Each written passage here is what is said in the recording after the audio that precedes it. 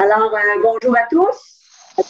Bienvenue au webinaire ce soir sur le développement des marchés et aussi, on va avoir une conférence sur l'application Mangeons local qui va être donnée. Alors, j'aimerais préciser que le webinaire qui vous est offert ce soir est rendu possible grâce au programme Service Conseil 2018-2023 en vertu du partenariat canadien pour l'agriculture selon une entente conclue entre les gouvernements du Canada et du Québec. Et les partenaires suivants aussi, donc les postures de bovins, AgriConseil, le programme VDP+, le programme Veau vérifié et le programme Veau grain du Québec certifié. Mon nom est Nathalie Côté, je suis la coordonnatrice des programmes de qualité aux producteurs de bovins. Je vais demander à Mme Larrivée-Bazinet de nous présenter les conférences de ce soir. Parfait, merci Nathalie. Donc, je me présente, Catherine Larrivée-Bazinet, je suis agente de développement et de mise en marché pour les producteurs de bovins du Québec. Bonsoir à tous, là, merci. On a eu un petit problème technique, là. On a commencé un petit peu plus tard, mais merci beaucoup de vous être branchés ce soir. Pour les questions, je vais juste expliquer rapidement. Vu qu'on est plusieurs personnes, là, plusieurs participants ce soir, on va prendre les questions par écrit dans le Q&R, donc questions et réponses, qui est situé au bas de votre écran. Pour le chat ou la discussion, qui est aussi un onglet au bas de votre écran, seulement écrire là, si vous avez des problèmes techniques. Donc, on va seulement prendre les questions qui sont dans le Q&R. Vous pouvez les écrire tout au long des présentations, mais on va y répondre à la fin. On va avoir un 10-15 minutes là, pour répondre aux questions. Donc, je vais aussi présenter là, ma collègue des producteurs de bovins, Mme Cyrine Hamdaoui, qui va m'aider avec les questions tout au long là, de la présentation. Merci beaucoup, Cyrine, d'être là ce soir encore. Sans plus tarder, je vais vous présenter nos trois conférencières de ce soir. Donc, on a Mme Véronique Gagnon du MAPAC, Mme Véronique Bouligny de l'UPA et Mme Madora Boutet également de l'UPA. On va commencer là, par la présentation de Mme Véronique Gagnon, qui est agronome au MAPAC pour la direction régionale du Bas-Saint-Laurent. Elle a œuvré en production animale là, pendant plusieurs années et maintenant, elle est conseillère régionale en mise en marché de proximité. Elle participe activement au développement de ce secteur d'activité au Québec et vous présente aujourd'hui un webinaire afin de vous poser les bonnes questions pour ce mode de mise en marché. Donc, on va commencer avec Mme Gagnon. Merci encore d'être là ce soir. Je vais vous laisser pouvoir partager votre écran. Oui. Ben, merci beaucoup de l'invitation. Ça me fait bien plaisir là, de pouvoir présenter un peu des constats ou des questions qu'on doit se poser avant de se lancer dans la mise en marché de la viande particulièrement. Ce que je vais vous présenter aujourd'hui, c'est sûr que le sujet était quand même assez vaste. On aurait pu le traiter de plein de façons. Dans ce que je vais vous présenter, il y a beaucoup de choses, dans le fond, qui pourraient être réapprofondies par après, bien sûr. Donc, c'est pas... je ne peux pas vous promettre là, que je vais révolutionner vos croyances ou vos connaissances avec la présentation, mais j'espère au moins vous faire penser à certaines choses, puis ceux qui sont peut-être déjà en production, peut-être valider vos pratiques ou vos bonnes pratiques dans ce milieu-là. Puis je fais beaucoup la présentation. Dans le fond, on se met beaucoup dans la peau du consommateur parce que vous êtes des producteurs. Donc ça, vous le savez comment ça fonctionne, mais pour vendre à la clientèle, il faut quand même se mettre un peu avec le regard du client. Donc, c'est un petit peu comme ça que j'ai abordé ma présentation. Et aussi, comme il y a eu une présentation sur la réglementation en décembre, je ne répondrai pas à des questions de permis. Donc, moi, je travaille au ministère, dans le fond, de l'Agriculture, mais le MAPAC, il y a une division alimentaire et c'est eux qui gèrent les permis et toute la réglementation. Et comme c'est quand même relativement complexe, je ne me lance pas dans ça. Donc, je veux juste là, pas vous faire d'attente à ce niveau-là. Aussi, comme on l'a dit, je vais juste commencer à partager mon écran. C'est ça ici. Partager, je vais mettre ma diapo. pour les questions, dans le fond, c'est ça, je n'y pas.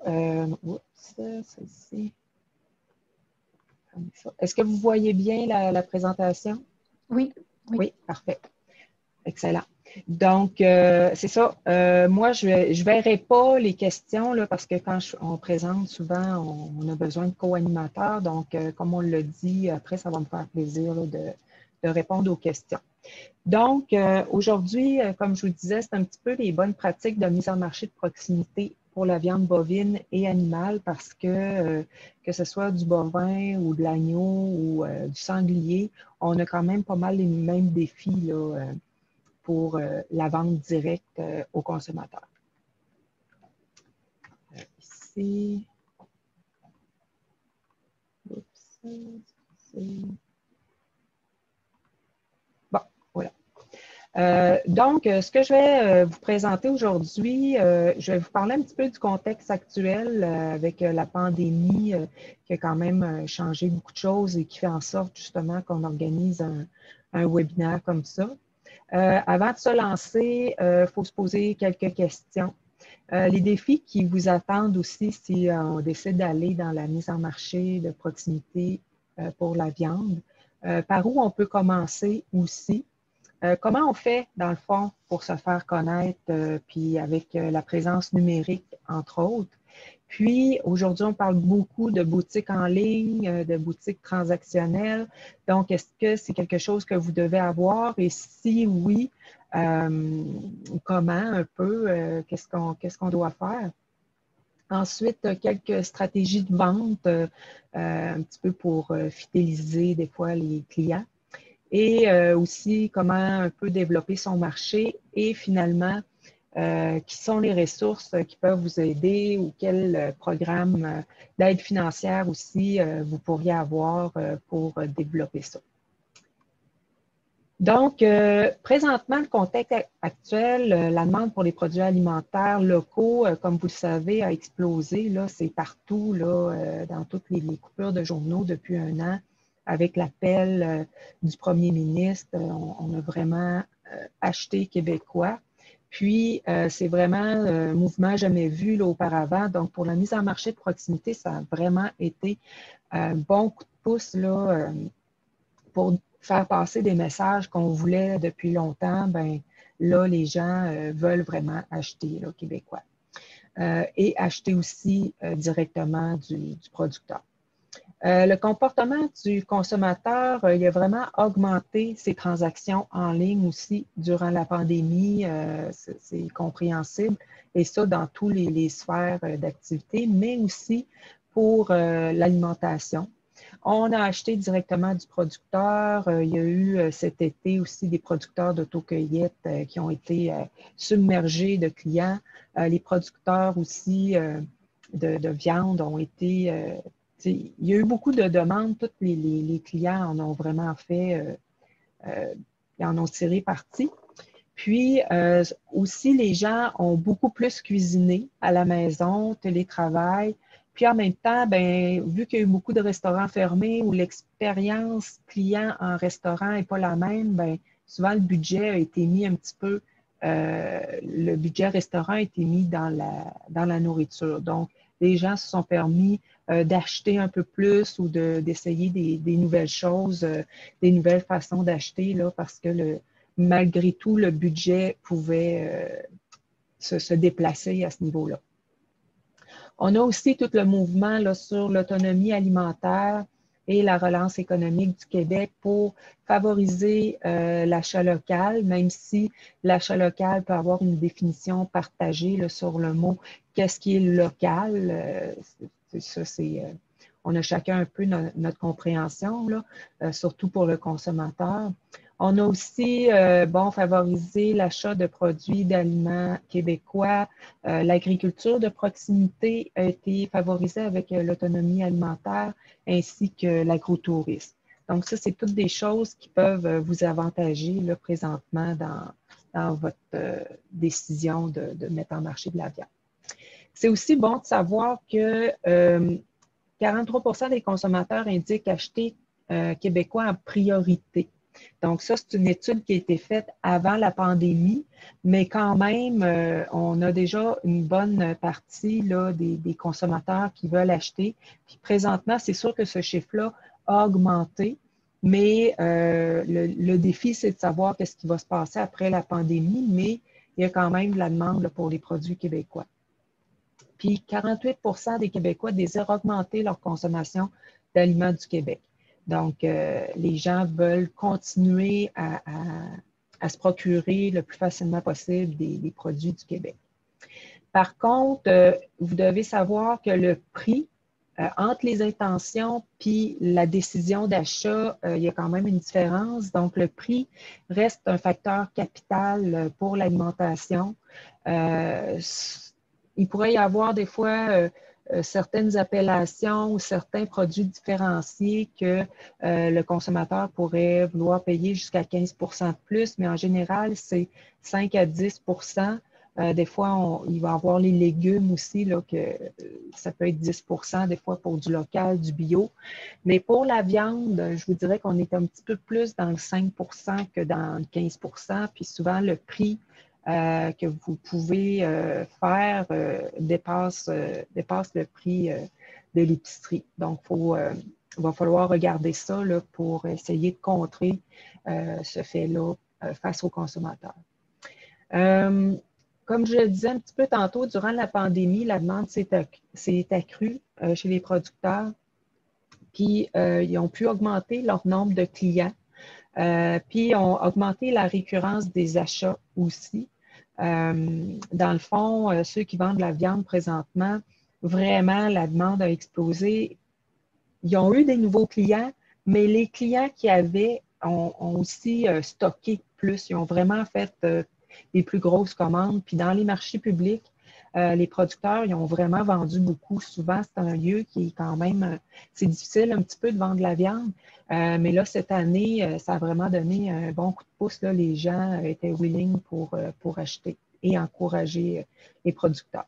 Puis aussi, la pandémie, durant l'été, il y a eu plus de visites à la ferme, là, puis pour les marchés de proximité. Aussi, c'est bon de savoir que les Québécois sont aussi préoccupés en premier lieu pour tout ce qui touche à l'environnement et au bien-être animal et à l'éthique. Donc, vous, en tant que producteur animal, c'est important de mettre ça en valeur, vos pratiques pour le respect du bien-être animal. C'est vraiment un sujet sensible. Donc, on veut voir des beaux animaux qui ont de l'air heureux. Un petit peu l'image bucolique, là, les gens aiment encore ça. C'est encore un petit peu l'image qu'on veut avoir là, quand on regarde des animaux au champ, par exemple. Puis, ça a vraiment un impact sur leur décision d'achat. Donc, même qu'il y en a qui vont regarder, ils vont acheter plus pour des gens qui vont faire attention à l'environnement ou qui ont vraiment des méthodes pour le bien-être animal. Le consommateur a aussi, ça c'est intéressant pour vous, le consommateur a plus confiance quand il achète directement du producteur, même si le producteur, il n'y a pas toutes les certifications requises, exemple de bio, ou quand on peut connaître le producteur, c'est là que vous pouvez vanter un petit peu vos façons de faire, même si vous n'êtes pas accrédité à Aliments du Québec ou un certifié bio.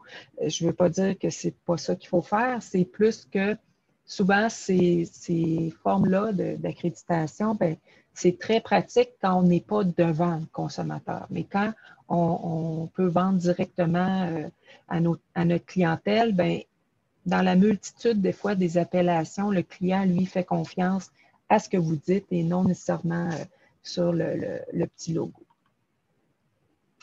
Donc aussi, maintenant, sachant cela, qu'il y a une demande, que bon, tout a été favorisé, tout est en place pour l'achat local, la mise en marché de proximité, on pourrait se demander, est-ce qu'on pourrait profiter, nous autres aussi, de cet engouement-là? Est-ce que faire de la mise en marché de proximité pour mettre de la viande, c'est pour moi? Puis aussi, comme je vous le disais, est-ce que cet engouement-là va durer?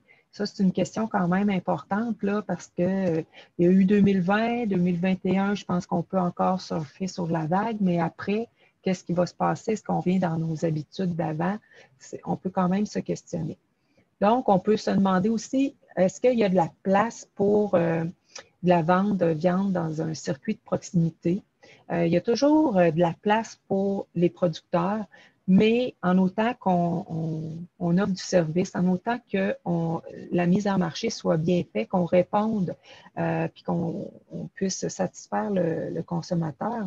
Puis, il faut être conscient des freins et des défis qui existent. Entre autres, comme je vous disais tantôt, le prix est un facteur limitant.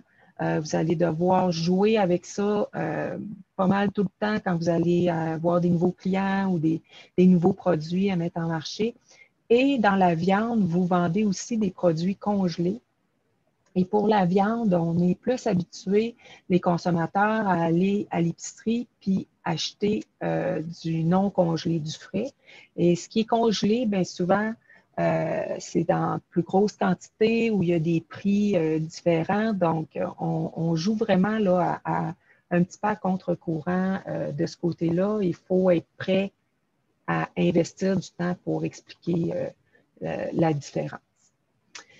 Avant de vous lancer aussi, il est bon de se poser quelques questions parce que, première chose, est-ce que vous avez un plan de commercialisation? Ça, on va, dans le fond, c'est un peu comme un plan d'affaires, mais qui va mettre un petit peu plus l'emphase sur tout l'aspect commercial, prix organisationnel, comment vous allez vous y prendre pour vendre vos produits. Donc, dans ça, on regarde c'est qui vos concurrents parce que qui fait quoi autour de vous dans la viande, qui vend où. C'est bon de le savoir parce que vous devez vous créer un lien avec le client et être capable quand même de vous différencier à travers l'offre. Donc, vous devez pouvoir vous mettre en valeur. Puis, dans ce sens-là, bien, connaître ses concurrents, dans le fond, on est capable de savoir, bien, nous, on fait telle chose, c'est pas pour dénigrer l'autre, c'est plus pour dire, bien, voici, moi, qu'est-ce qui me différencie, exemple, sur le bien-être animal ou sur l'environnement ou sur mes valeurs. Comment allez-vous vendre votre produit? Vous allez le vendre où? À la ferme, au marché public, par l'intermédiaire de quelqu'un? Dans les formats, qu'est-ce que vous allez faire? C'est qui votre client type? Souvent, on a l'erreur on fait l'erreur et on pense que notre produit peut se vendre pour tout le monde. Bien, souvent, c'est pas vrai. On a souvent une clientèle type parce qu'on s'adresse à un public un petit peu plus averti peut-être ou qui recherche un petit peu plus l'authenticité. Puis il veut connaître la traçabilité, des choses comme ça. Donc, il y a un type de client pour votre produit, puis c'est pas nécessairement tout le monde qui vont vouloir adhérer à ça. Vous pouvez aussi vous poser la question où est le marché public parce que on va le voir un petit peu plus tard, c'est quand même assez nécessaire pour se faire connaître. Donc, si le marché public est loin, bien, il faut penser au coût puis au temps que ça va nous prendre pour aller là. Qui va faire votre découpe, les permis que vous avez de besoin, puis l'abattoir. Donc, ça augmente beaucoup les frais. Et si c'est vous qui faites la découpe éventuellement, bien, c'est les permis, la compétence à développer, puis c'est le temps, les ressources humaines aussi. Donc, tu sais, il y a quand même plusieurs questions là, à envisager avant de se lancer là-dedans ou augmenter ou changer un petit peu, se diversifier. Ensuite, autre point de réflexion, est-ce que vous avez déjà de la demande? Est-ce que vous connaissez des gens qui vous disent « Ah, mais on peut-tu acheter de la viande? Tu sais, me semble, j'aimerais ça. Si tu vas en vendre, je t'en achèterais. Tu sais, si déjà vous avez un petit peu de demande, bien, déjà, ça vous donne un signal, c'est intéressant.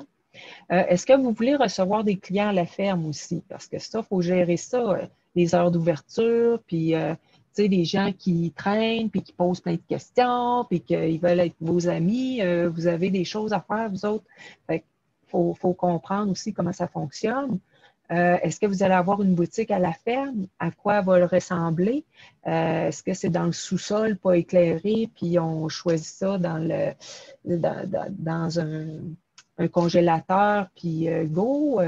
ou on essaie de mettre ça un petit peu plus punché? Est-ce qu'on va investir dans ça? Est-ce qu'on a les sous? Le site web aussi ou une page entreprise Facebook, ça, on va le voir aussi un petit peu plus loin. Est-ce que vous allez aller vers la boutique en ligne jusque-là? Puis, il faut que vous puissiez gérer des inventaires et des pièces plus difficiles à vendre. Donc, ça aussi, ça va être quoi vos méthodes pour ça? On va voir quelques pistes de solutions, mais c'est quand même des défis que vous allez avoir à penser quand vous allez vous lancer dans ça.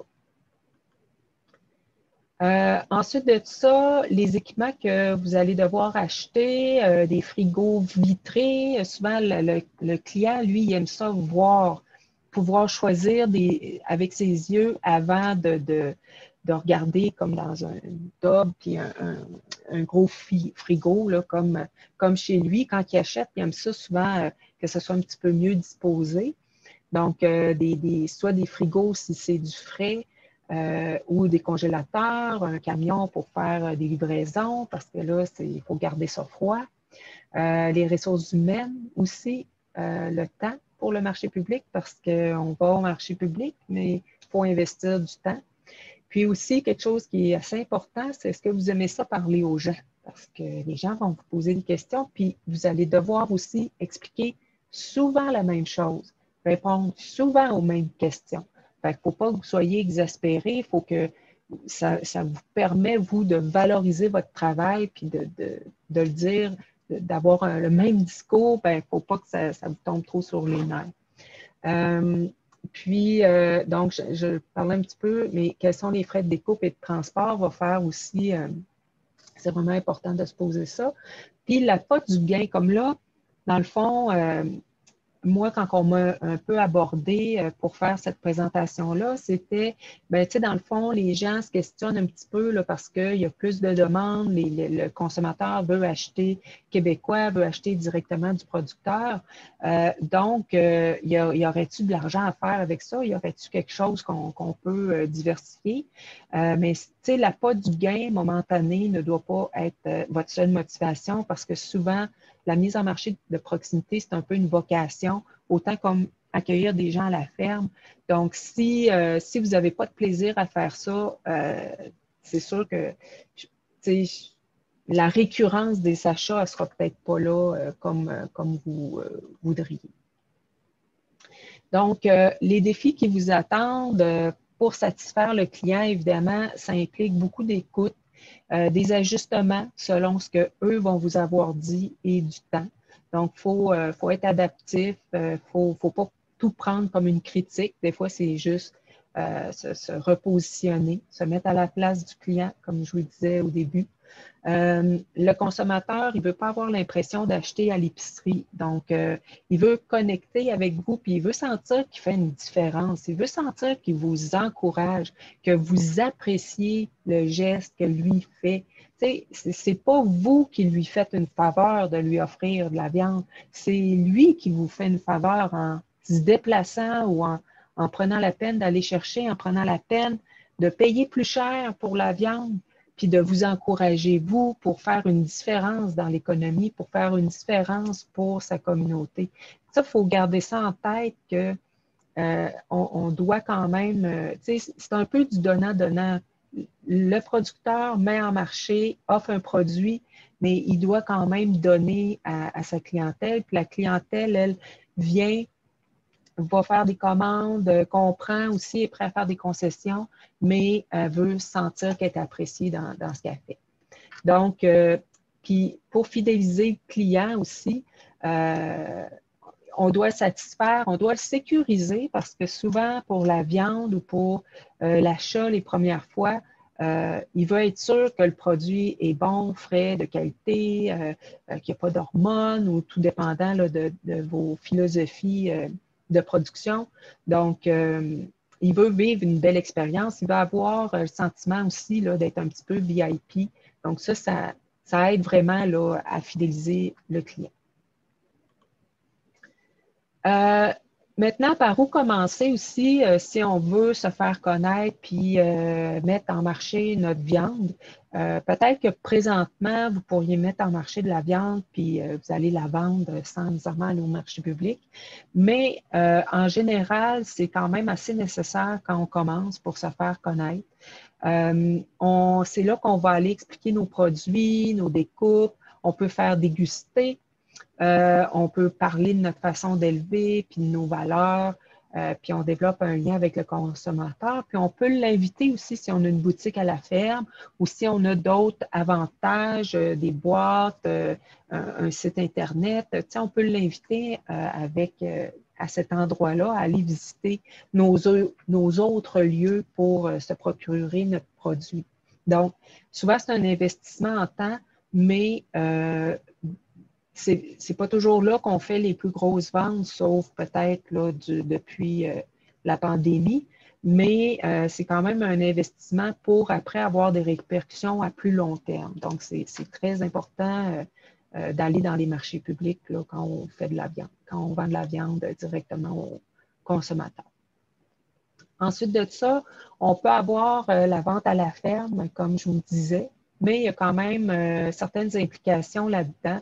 Donc, par rapport à l'aménagement intérieur ou extérieur, est-ce que ça va être accueillant pour le client ou c'est juste sur commande, rendez-vous, puis il n'y a pas plus de contact? Comment vous allez développer votre lien? Qu'est-ce que vous voulez? Quelle image vous voulez donner de votre produit?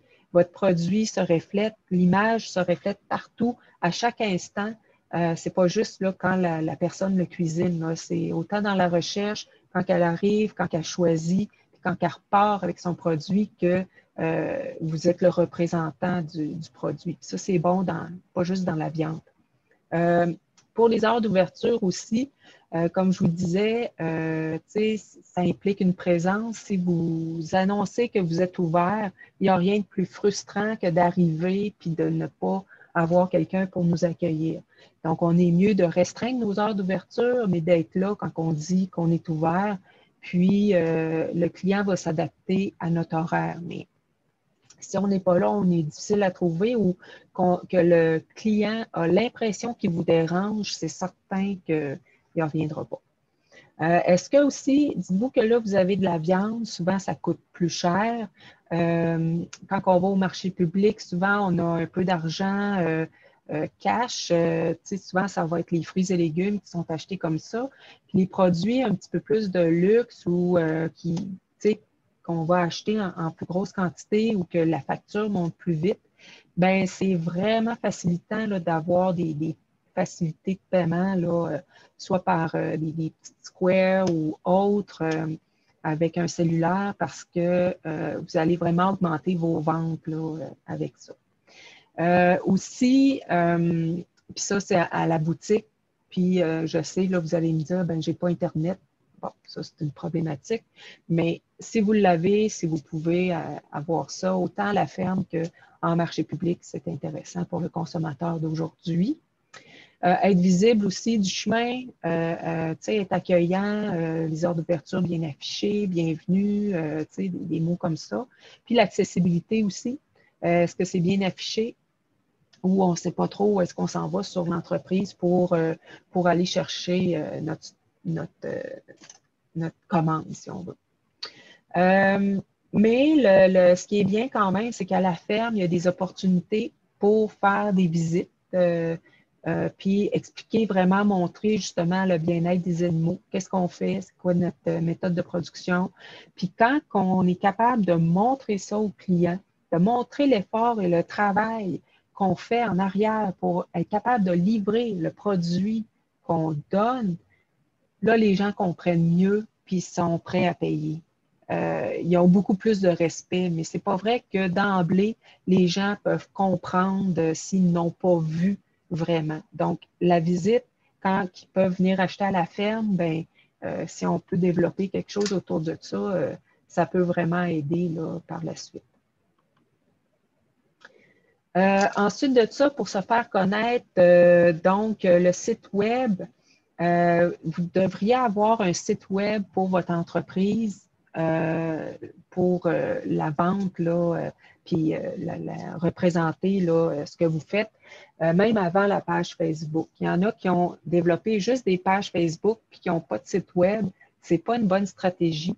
C'est pas tout le monde qui est sur Facebook ou qui est sur Instagram. Puis les gens, quand on cherche avec les moteurs de recherche, c'est beaucoup plus facile si on s'en va sur un site web que sur une page Facebook.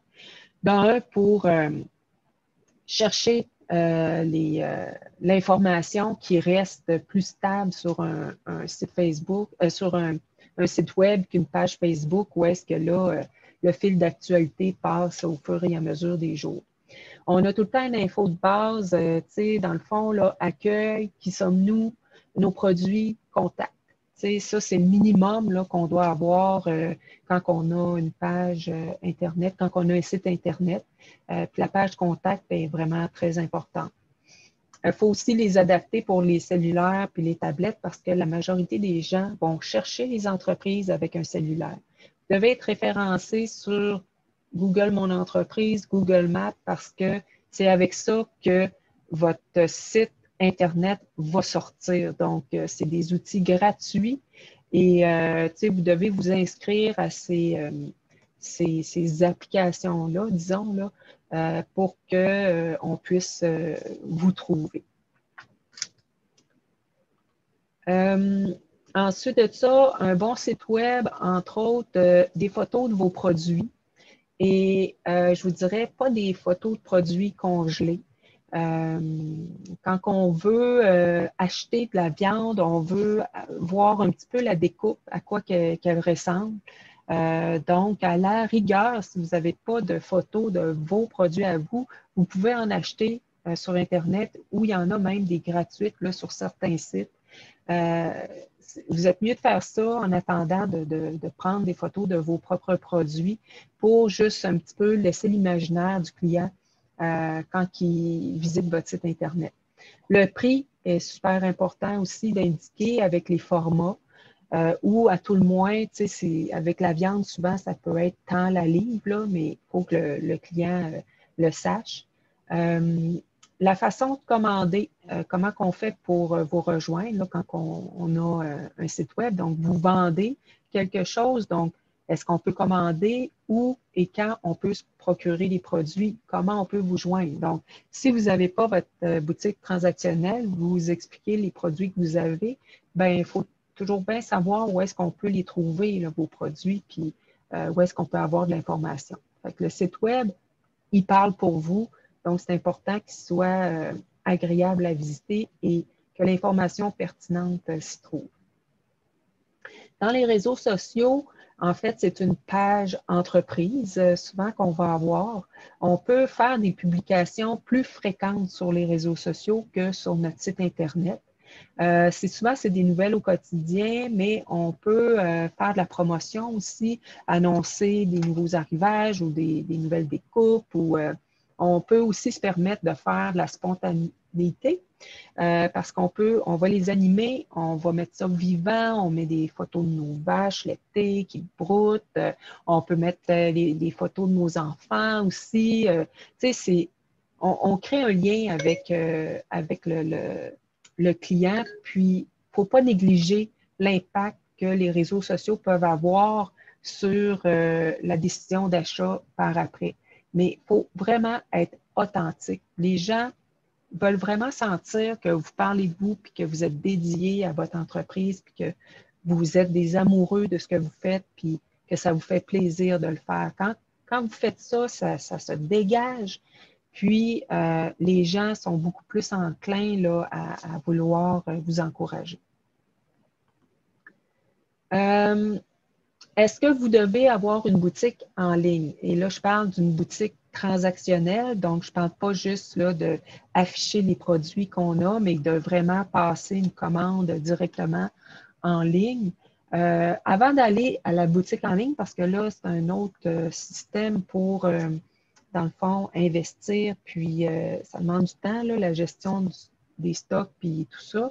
Mais il faut quand même que votre site web, puis la page Facebook fonctionne, puis que vous avez déjà de la demande. Les clients réclament votre boutique en ligne.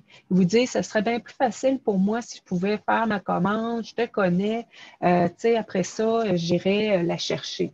Fait que, il pourrait avoir des fois, ça peut être des places aussi, des lieux de dépôt à certains moments que vous avez déterminés qui fonctionnent, mais que le client, lui, peut choisir un petit peu ce qu'il veut.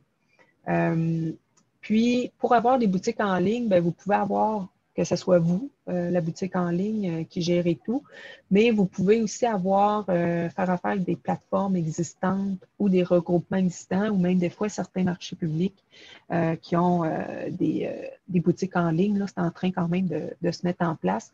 Donc, c'est d'évaluer un petit peu là, les possibilités à ce niveau-là là, avant de se lancer dans la boutique en ligne. Des conditions gagnantes encore pour faire une boutique en ligne, comme je vous le dis, des photos alléchantes, pas de produits congelés.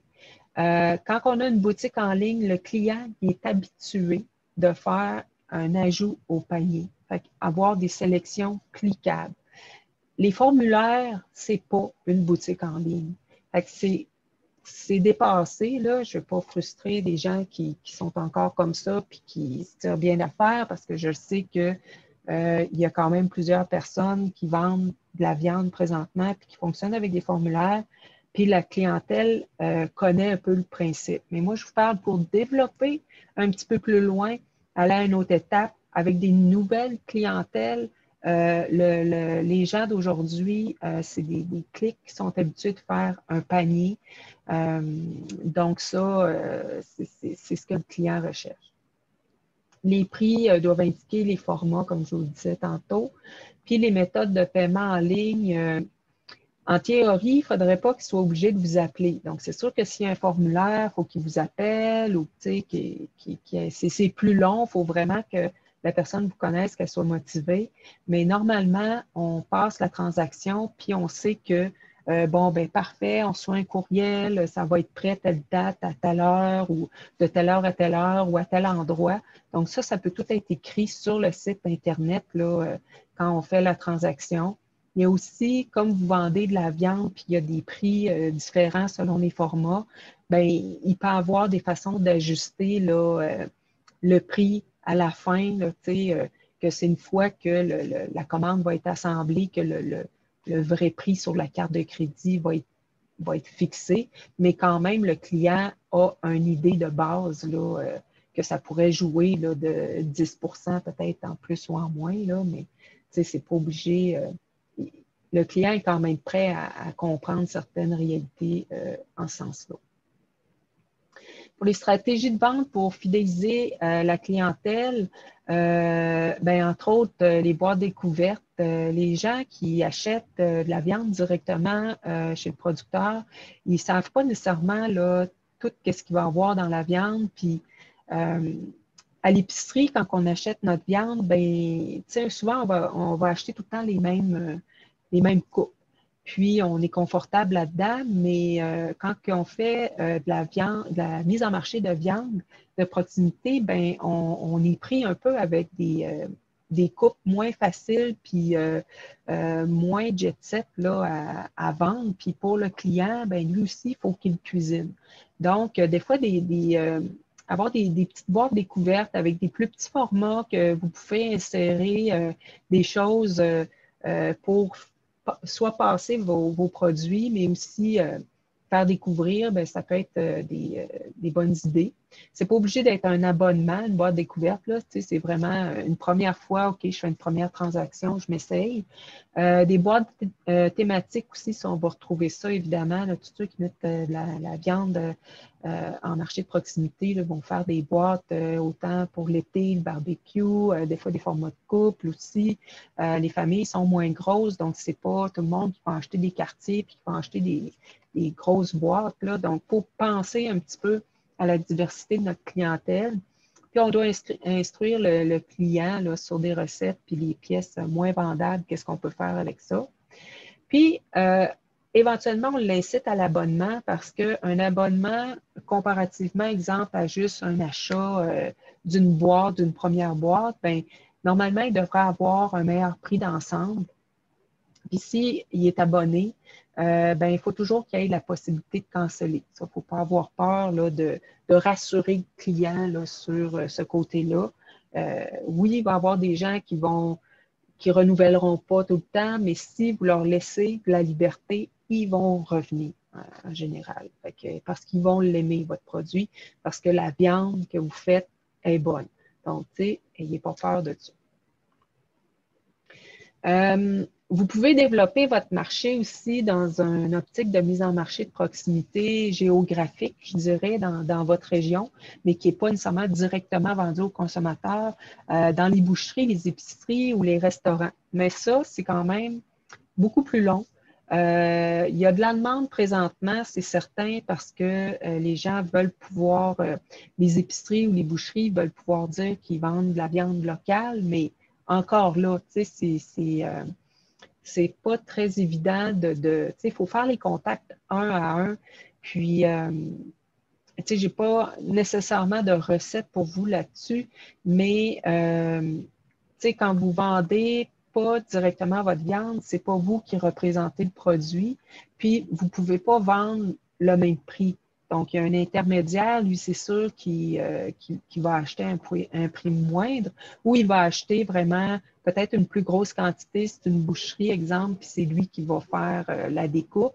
Donc, tu sais, ça va dépendre là, de où est-ce que vous voulez aller avec ça. Puis, vous allez devoir avoir souvent des fiches produits ou des fiches clients là, pour vous représenter, montrer qu'est-ce que vous pouvez avoir, c'est quoi les prix, les formats. Parce que ça ne veut pas dire que tout va se faire du premier coup là, quand que vous allez rencontrer quelqu'un.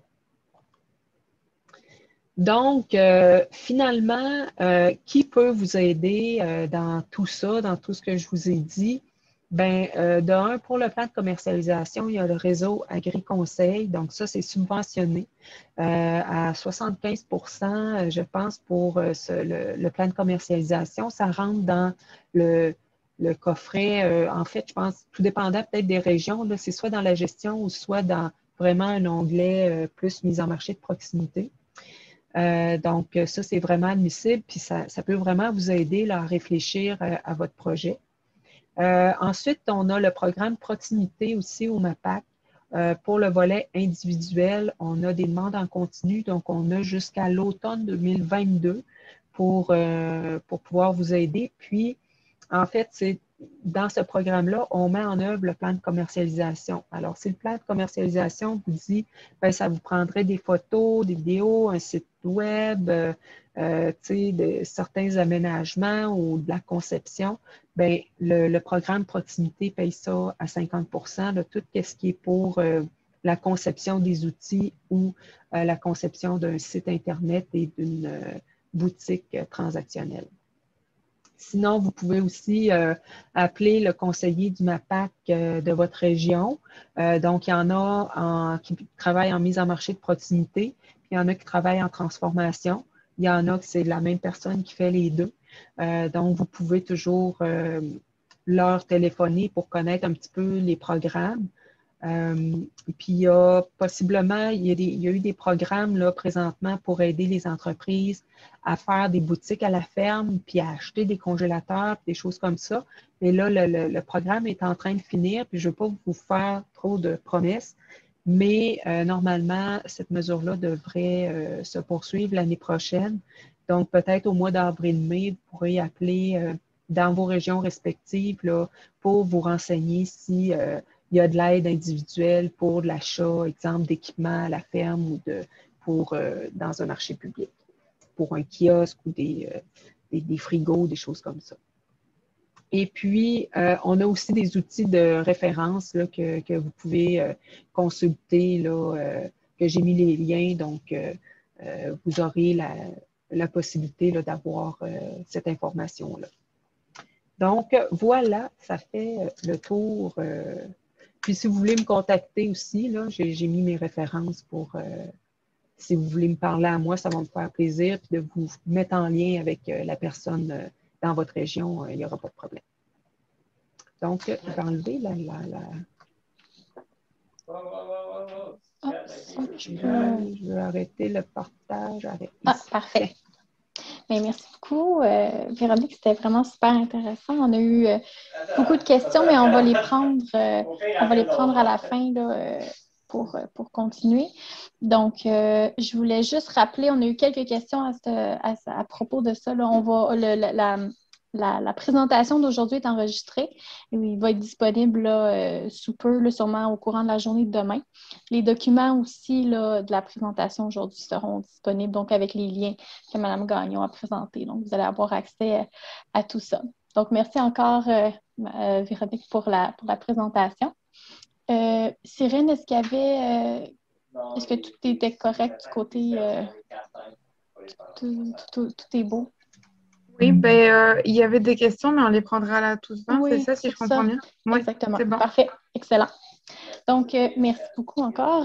Si on continue avec notre deuxième partie de la soirée, donc, je vais vous présenter là, nos deux autres conférencières. Donc, premièrement, c'est Mme Geneviève Bouligny, qui est directrice communication, marketing et à la direction des affaires publiques et syndicales de l'UPA. Son équipe là, est notamment responsable de l'organisation annuelle des portes ouvertes sur les fermes du Québec. L'an dernier, en raison de l'annulation de l'événement, l'équipe s'est tournée vers des initiatives numériques destinées à entretenir les liens précieux entre les producteurs et les consommateurs. Donc, c'est dans ce contexte que l'application Mangeons local plus que jamais fut lancée, qui va vous être présentée ce soir. Et aussi, je vous présente Mme Madora Boutet, qui est agente aux communications et marketing dans l'équipe de Mme Bouligny. Elle a été impliquée dans la réalisation de l'application Mangeons local plus que jamais et dans son déploiement. Donc, elle participe aussi aux nouvelles phases de son développement et elle vous présentera les fonctionnalités et le formulaire permettant aux producteurs là, de créer leurs fiches pour l'application. Donc, mesdames, je vous laisse la parole. Merci beaucoup. Alors, je vais partager mon écran.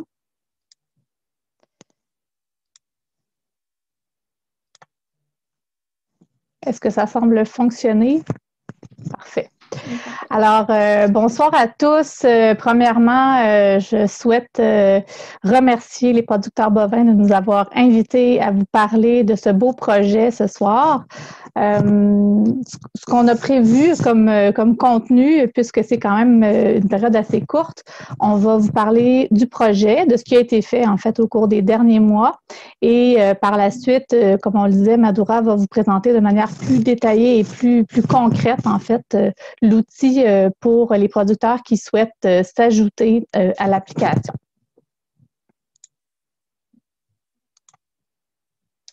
Donc, je ne sais pas si tout le monde est au courant du contexte qui nous a mené en fait à la création de cette application-là. Donc, je vais prendre quelques minutes pour vous le présenter. Comme vous le savez, le monde s'est arrêté à la mi-mars l'an dernier et dès le début avril, en fait, si ma mémoire est bonne, c'est le 8 avril, à l'Union des producteurs agricoles, on s'est mobilisé pour lancer le mouvement Mangeons local plus que jamais. Donc, c'était vraiment souhaité comme un élan de solidarité puis d'amour aussi envers les producteurs qui nous nourrissent au quotidien. Il y a une 50aine de vidéos d'agricultrices et d'agriculteurs qui ont été diffusées sur les réseaux sociaux avec le mot-clé local plus que jamais. Ça a été partagé et on a pu atteindre avec ça 650 000 personnes. Je ne sais pas si vous avez vu les vidéos, mais elles étaient toutes très touchantes et je pense qu'il n'y avait pas de meilleur porte-parole pour donner envie aux gens d'acheter et de manger local.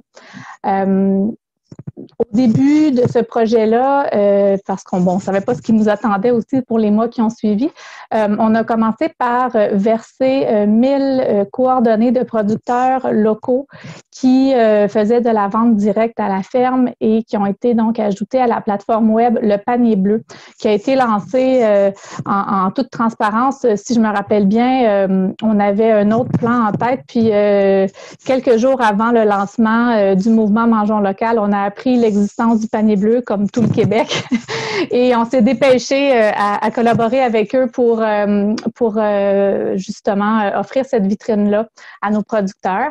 On a accompagné cette campagne-là d'une publicité de 30 secondes qui a été diffusée à la télévision et sur le web. Alors, par la suite, on a été forcé d'annuler la journée des portes ouvertes sur les fermes du Québec que vous connaissez probablement. Ce qu'on a décidé de faire à ce moment-là, c'est d'aller un peu plus loin dans la démarche et de développer une application vraiment précise pour tout ce qui est agroalimentaire, agrotourisme, donc pour inciter les gens à venir visiter les producteurs agricoles tout au long de l'année. On s'est dit, en fait, on s'est vraiment remémoré les objectifs des portes ouvertes et les principaux objectifs de ces portes ouvertes-là, c'est depuis 18 ans, c'est de valoriser la profession, mais c'est aussi d'alimenter ce beau dialogue entre les consommateurs et les producteurs, de permettre aux familles et aux gens de tout le Québec là, de visiter, de voir sur place comment ça fonctionne et probablement de mieux comprendre le chemin que prennent nos aliments pour se rendre jusque dans nos assiettes. Alors, c'est dans cet esprit-là qu'on a créé l'application pour inviter les gens, pour leur donner un outil pour se rendre, rencontrer les producteurs, mais aussi donc les fermes, les marchés et les transformateurs. On a vraiment travaillé tout de suite une approche très rassembleuse et fédératrice parce qu'on, comme le disait Véronique tout à l'heure, on souhaitait se mettre dans les souliers du consommateur et on s'est dit, il existe déjà de beaux outils. Il y en a qui sont très, très ciblés en lien avec des produits en particulier. Il y en a qui sont ciblés plus en lien avec des initiatives locales ou régionales. Alors, on souhaitait offrir en fait une vitrine supplémentaire pour toutes ces belles initiatives-là dans la mesure du possible et permettre aux consommateurs d'avoir un point de rendez-vous et pour pouvoir découvrir les fermes, les marchés et les transformateurs qui font de la vente directe.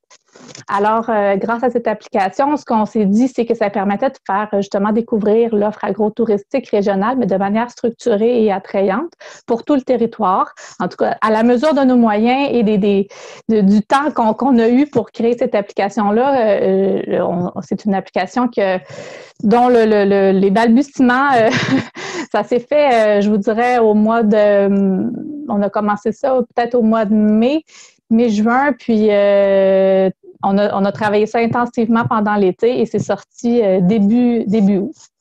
Donc, comme vous le savez, cet été, ça a été l'occasion pour à peu près tous les Québécois de découvrir ou de redécouvrir le tourisme interrégional.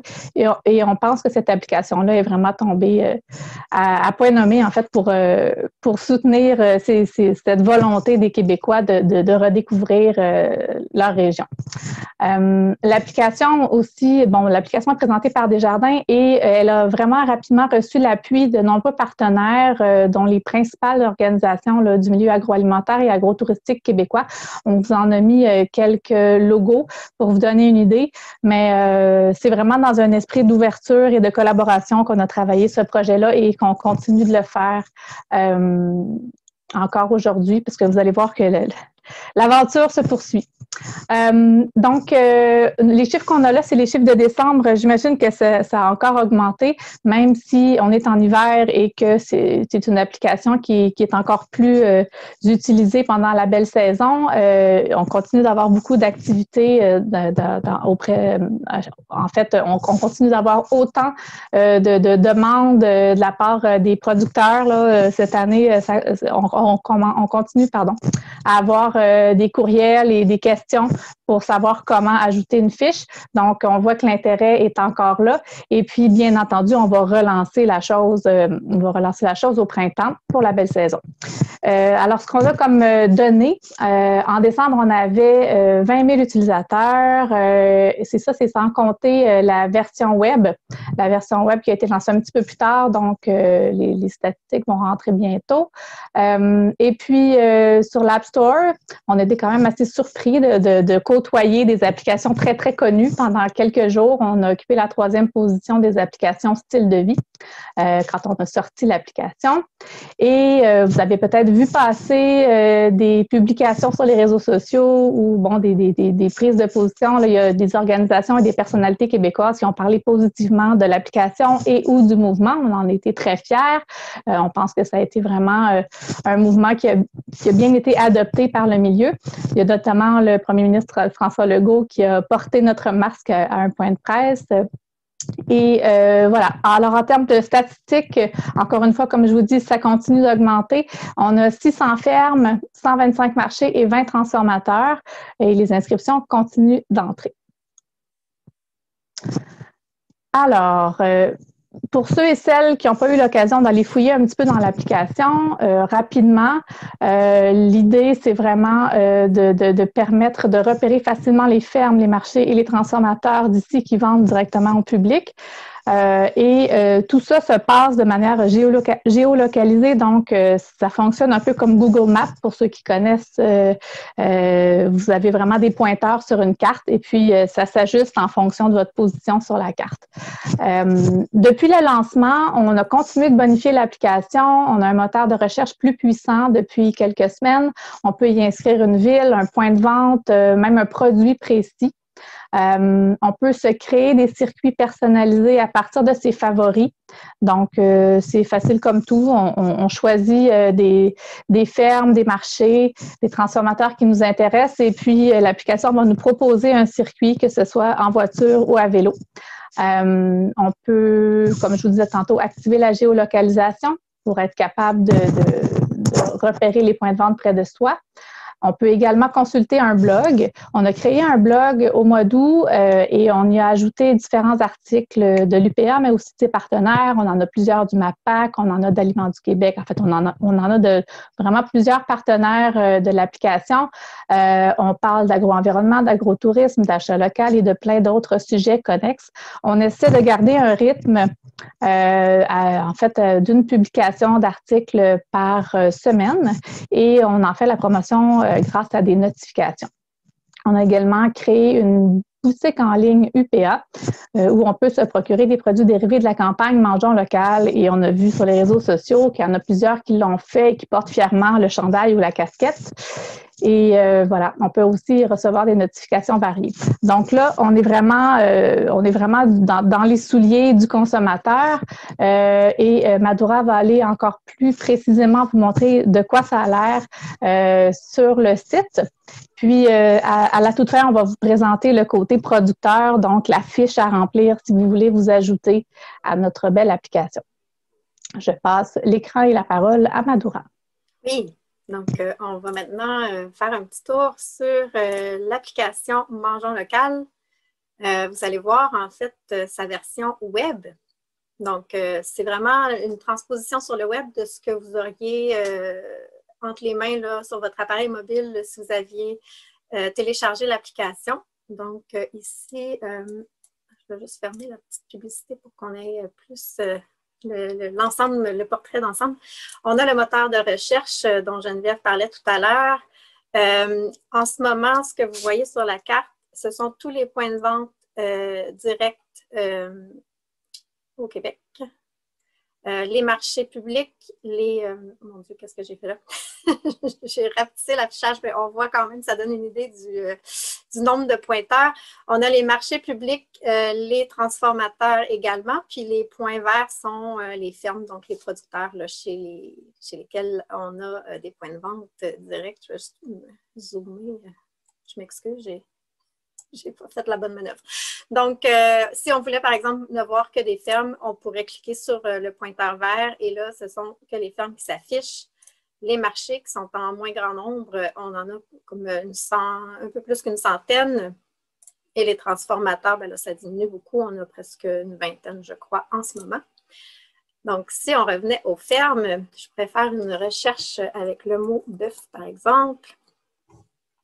Et là, on a tous les résultats qui s'affichent à droite de l'écran.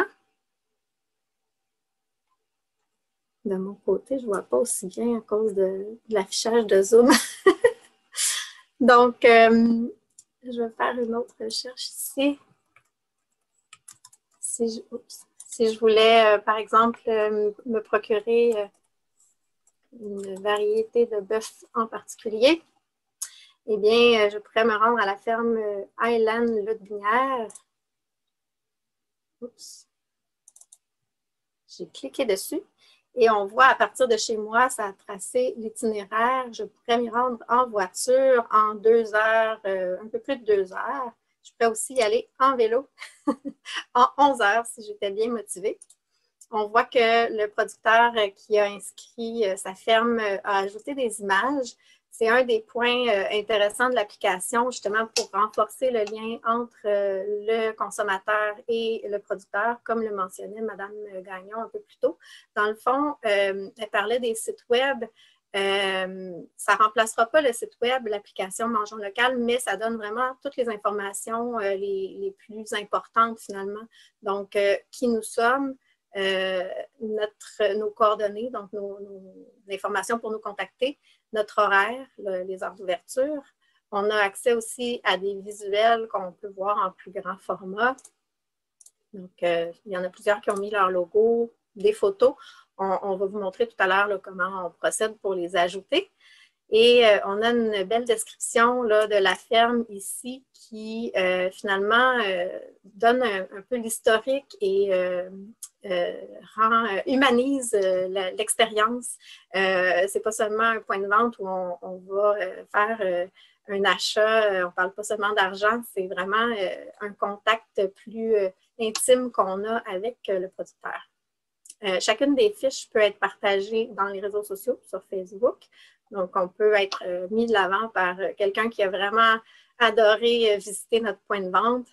Les consommateurs peuvent nous laisser un commentaire qui va s'afficher ensuite par la suite dans la fiche également.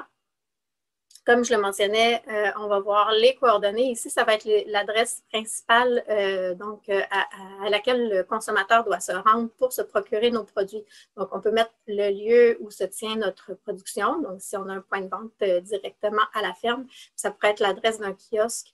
Ça pourrait être aussi l'adresse d'un marché où on a notre espace pour vendre. Les heures d'ouverture, on peut indiquer si on est ouvert à l'année ou si on a une période durant l'année dans laquelle c'est préférable de se présenter. Les coordonnées, on peut aussi mettre notre courriel et l'adresse de notre site web si on en a un. Les coordonnées aussi en fait, ici, c'est des boutons cliquables, là, je ne les cliquerai pas, mais Facebook, si on a un compte Instagram, on peut l'indiquer aussi. Donc, le consommateur va pouvoir aller en apprendre davantage sur nos sites et nos réseaux sociaux. On indique également quel type de vente est disponible pour cette production, pour ce producteur-là. Les produits vendus, ça va être bien important de détailler à cet endroit-là, puisque, comme vous l'avez vu tout à l'heure dans le moteur de recherche, on peut vraiment entrer des mots spécifiques et les résultats, les producteurs vont s'afficher parmi les résultats si les détails ont été indiqués au niveau des produits vendus. Des activités disponibles aussi sur place. Ici, on a la visite éducative. On pourrait indiquer qu'on est près de sentiers de randonnée pédestre, qu'il y a une aire de pique-nique sur notre site, que l'accès est possible pour les personnes à mobilité réduite. Il y a vraiment tout un éventail d'informations supplémentaires qu'on peut indiquer, puis d'activités possibles à la ferme, mais aussi autour, là, dans les environs. Le mode de paiement. Comme Mme Gagnon le mentionnait tout à l'heure également, là, donc ça va être important, si on peut le faire, d'informer à l'avance les consommateurs de quel mode de paiement ils doivent être munis avant de se présenter à notre point de vente. Donc ici, argent comptant, carte de crédit, Apple Pay. Vous allez voir dans le formulaire à remplir, c'est vraiment très simple, là, donc c'est des petits boutons à cocher. Ensuite, j'ai plusieurs favoris, moi, dans mon profil là, que j'ai coché et qui sont conservés en mémoire. Je pourrais aussi faire un tri.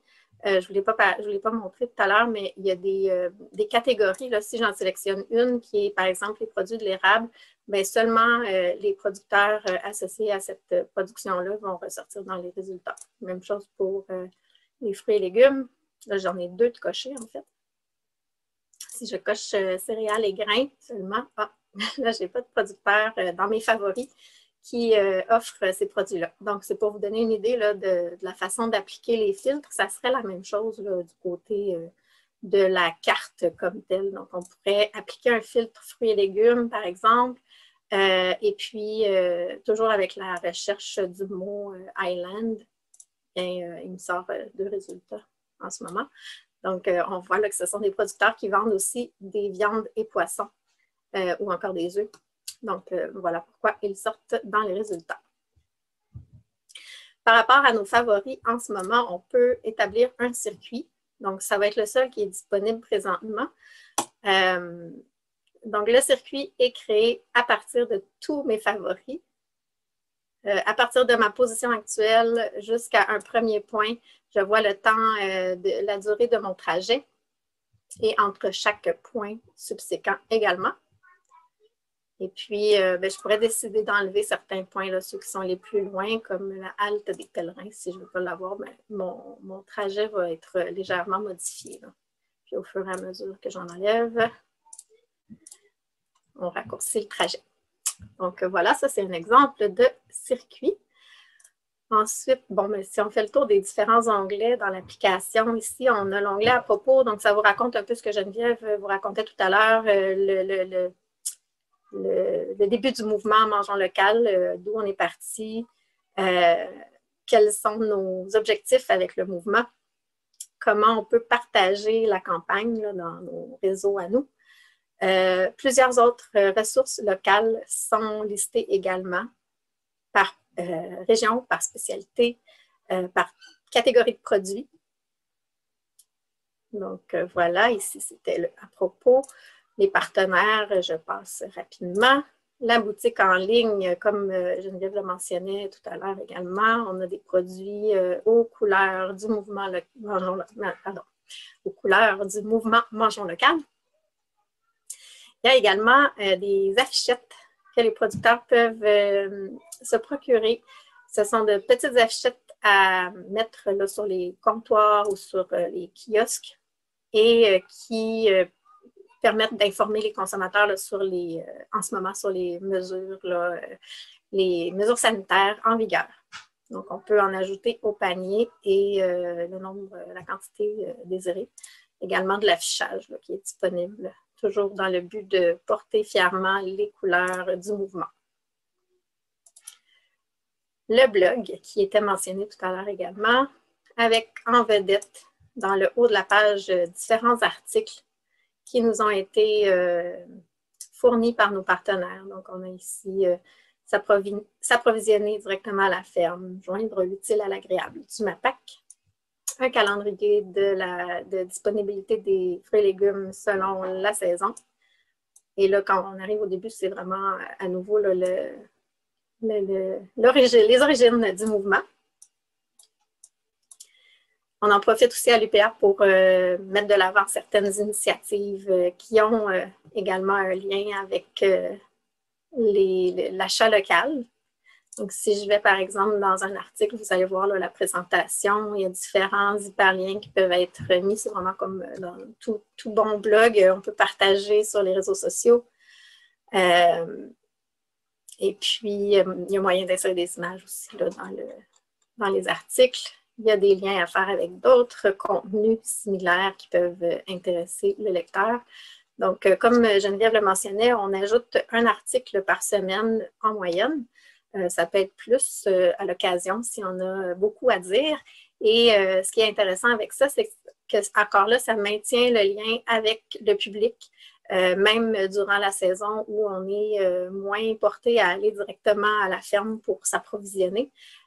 Donc, les utilisateurs de l'application voient arriver les nouveaux articles par le biais de notifications qui sont envoyées sur leur appareil et ils peuvent consulter les articles tous aussi intéressants les uns que les autres durant toute l'année. Ensuite, il y a un formulaire qui est mis à la disposition de tous pour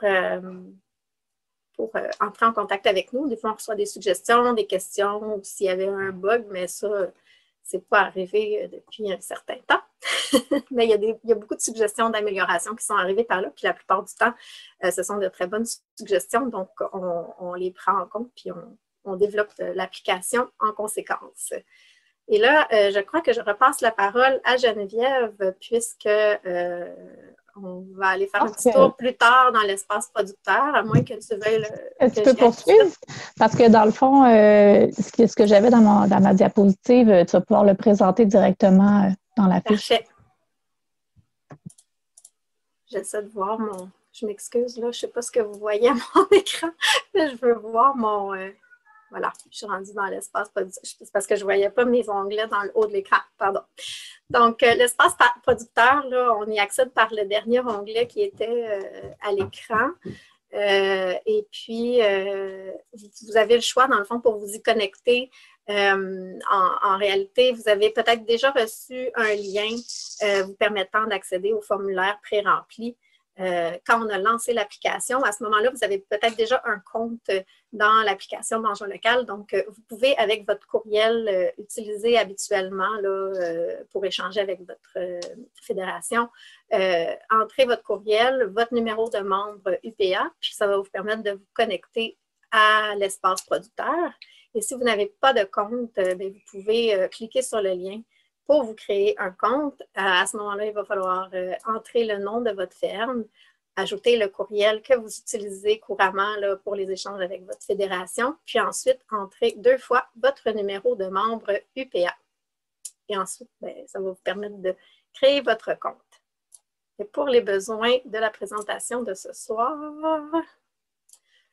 oups, je m'excuse, je fais à nouveau des, des manipulations avec mon... Oh, je croyais être connectée, mais je ne le suis pas. Je vais peut-être juste cesser, faire une pause de partage d'écran pour me connecter. Je m'excuse. Ça ne sera pas bien long. Pas de problème. Je ne vais pas vous donner mon mot de passe.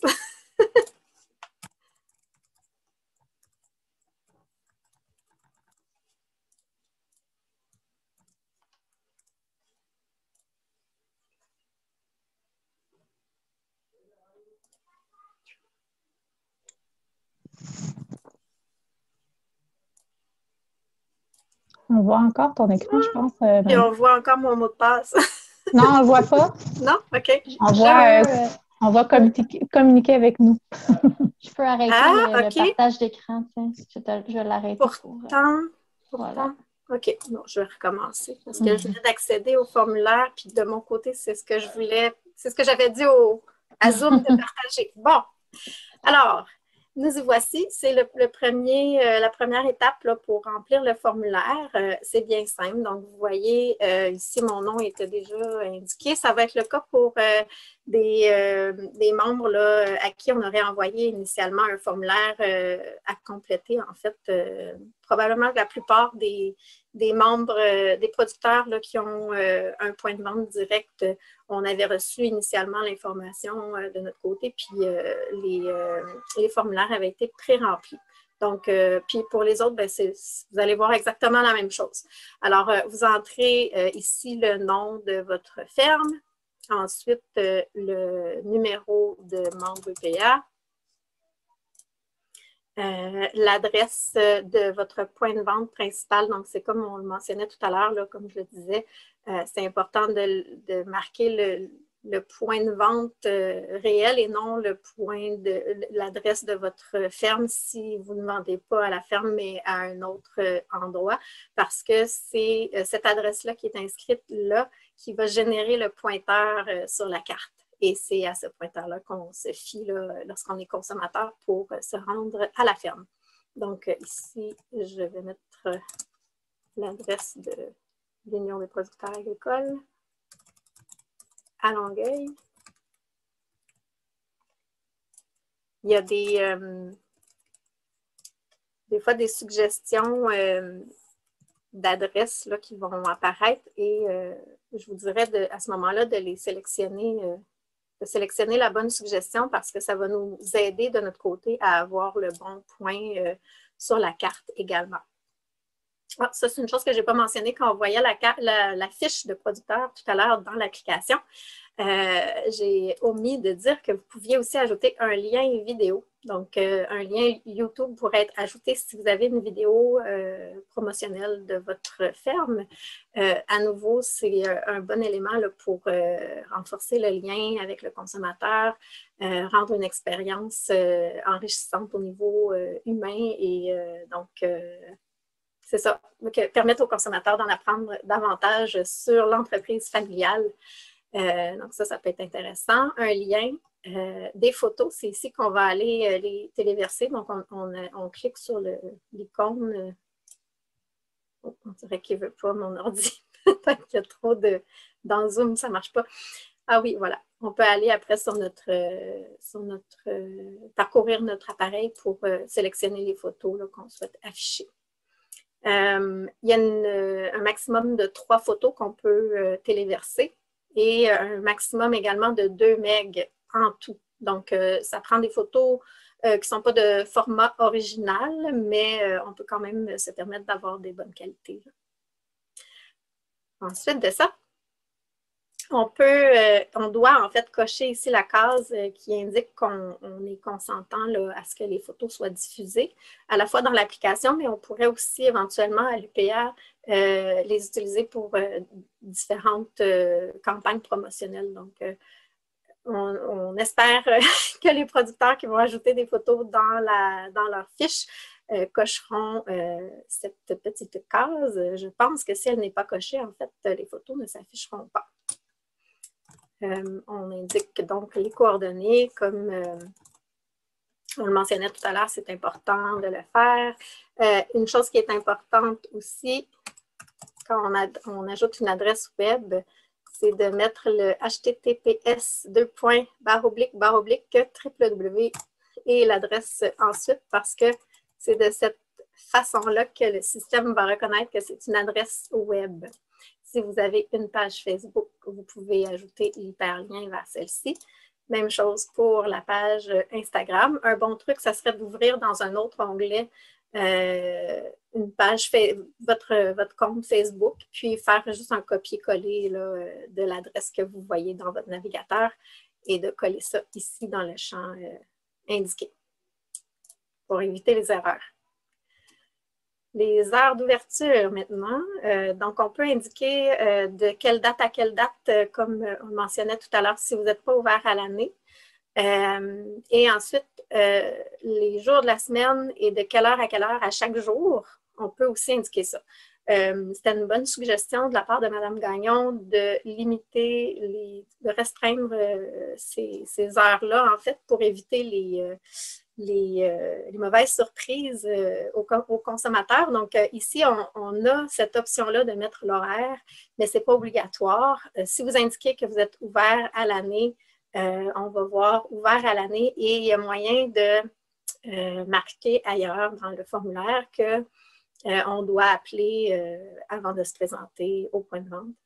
Autrement, si vous êtes à heure fixe et qu'il n'y a pas de problème, vous pouvez aussi compléter les heures d'ouverture en cliquant simplement, par exemple, si vous êtes ouvert du lundi au vendredi, on clique toutes ces journées et on peut vraiment indiquer, par exemple, si on est ouvert de 8 à 5, donc 8h à 17h tous les jours, c'est faisable également.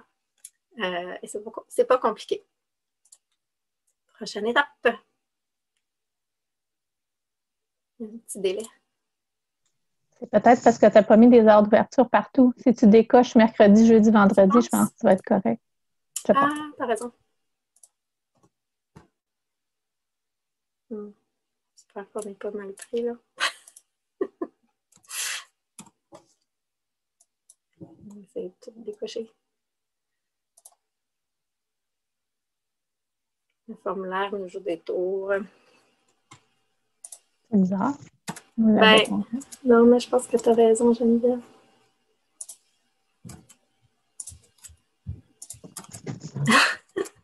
Décoche. On essaie. Voilà, ça. on va essayer. Bon, je peux. C'est super. Il n'est pas ouvert. Je vais faire un précédent peut-être des fois que ça aiderait. Bon. Qu'est-ce que je pourrais faire? Espace producteur. C'est parce que je vais être obligée de recommencer le formulaire. Je pense que... Ça donne une bonne idée. Oui, c'est ça. De toute façon, c'est ça. Vous pouvez toujours aussi entrer en communication avec nous pour toute question là, au moment de remplir le formulaire, on va vous donner les coordonnées de la personne ressource à cet effet-là. Et puis, c'est ça, on dirait que là, je ne peux pas avancer. Ah, c'est parce qu'il faut que je remette toutes les informations. Non, mais laissons tomber, je crois que... Ça me donne une bonne idée. Oui. Dans le fond, je pense que vous avez compris qu'on a essayé de vous faciliter la vie le plus possible. On a essayé de faire en sorte que vous ayez le moins de rédaction à faire. Donc, on vous a donné des choix, des choses à cocher. Vous avez quand même certains endroits où vous pouvez préciser, donner de l'information, ajouter des photos, des vidéos. L'idée, c'était vraiment de faire en sorte que d'aller au-delà, en fait, de l'idée d'un répertoire, mais davantage d'aller vers une expérience puis une connexion réelle avec le producteur, en fait, entre le producteur et le consommateur. Donc, je peux peut-être prendre le relais. Puis de toute façon, je vois le temps qui file. On va finir rapidement. Est-ce que tu as... Parfait. Je vais repartager mon écran pour ce qui reste.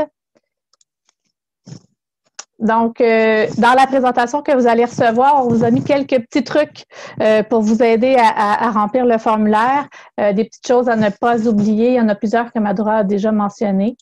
Vous pourrez l'avoir sous la main quand ce sera envoyé, probablement demain, j'imagine. Donc, on voulait également vous dire certaines petites choses qui s'en viennent. On ne peut pas s'avancer trop parce que on démarre la phase 2 du projet et on souhaite lancer cette phase 2 de l'application au mois de juin. Tout ça est sous réserve d'approbation de nos instances, donc prenez tout ça entre guillemets. Mais comme disait Madhura, on est vraiment à l'écoute de vos besoins. On essaie vraiment de rendre l'application la plus pertinente et la plus performante possible. Ce qu'on a en tête, je me permets de vous donner quand même quelques idées là, qu'on pense pouvoir réaliser. On parle de circuits qui pourraient être suggérés. Donc, tantôt, on a vu qu'on pouvait se créer des circuits avec nos favoris, mais là, on voudrait pousser des circuits thématiques. Donc, par région, par production, par type d'expérience, bref, tout est encore sur la table. On va voir ce qu'on va être capable de faire dans les prochains mois et probablement qu'on va le travailler avec nos partenaires actuels et peut-être de nouveaux partenaires.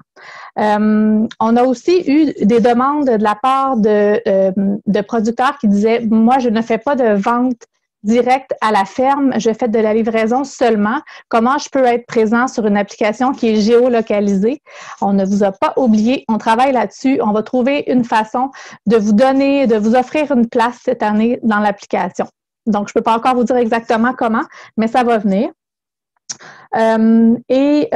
Donc, ça, c'est vraiment... puis, il y a d'autres petites surprises, mais là, j'ose pas m'avancer davantage. Ce que je vous promets, par contre, c'est qu'on va faire en sorte que vous soyez au courant de ces nouvelles fonctionnalités-là le plus rapidement possible. Et je me permets même d'ouvrir une porte pour 2022 parce qu'on est déjà en train de réfléchir à la phase 3 du projet.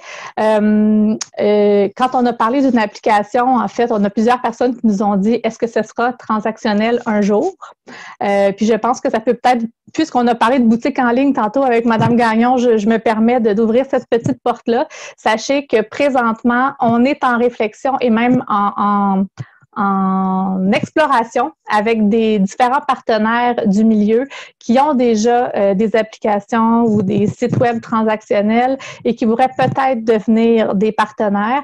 Notre souhait serait d'offrir aux producteurs qui sont dans notre application une formule qui pourrait être choisie, en fait, qui ne serait pas obligatoire, mais qui pourrait être choisie. Et là, où on pourrait avoir une espèce de service clé en main avec une transaction possible. Et pour ce qui est du consommateur, ben, peut-être faire en sorte qu'il puisse avoir accès à un panier d'épicerie et se promener à travers différents fournisseurs, différents producteurs et avoir peut-être une seule livraison, un seul panier, une seule transaction. C'est notre souhait. On ne sait pas encore jusqu'où on va être capable d'aller, mais sachez que c'est dans les cartons. Donc, je me permets de vous le dire puisqu'on a abordé la question juste avant. Dernière petite chose, on aurait bien aimé vouloir vous présenter le formulaire au complet. Je ne sais pas s'il est arrivé parce que ça, c'est la loi de Murphy. Il y a 1 heure, on est allé dedans et il n'y avait pas de problème. Mais justement, pour toute question, commentaire, notre collègue Sophie Duchesne fait ça, en fait, quotidiennement, là, répondre à vos questions en lien avec l'application Mangeons local. Si elle n'a pas la réponse, on travaille avec elle pour la trouver. Mais elle est vraiment là pour vous aider dans tous les détails, en fait, de votre collaboration là, dans ce projet-là. Alors, on a mis son courriel ici. En fait, c'est le courriel de la DAPS dans le jargon de l'UPA. Donc, direction des affaires publiques et syndicales @upa.qc.ca. N'hésitez pas, ça va nous faire plaisir. Alors, voilà. Merci beaucoup.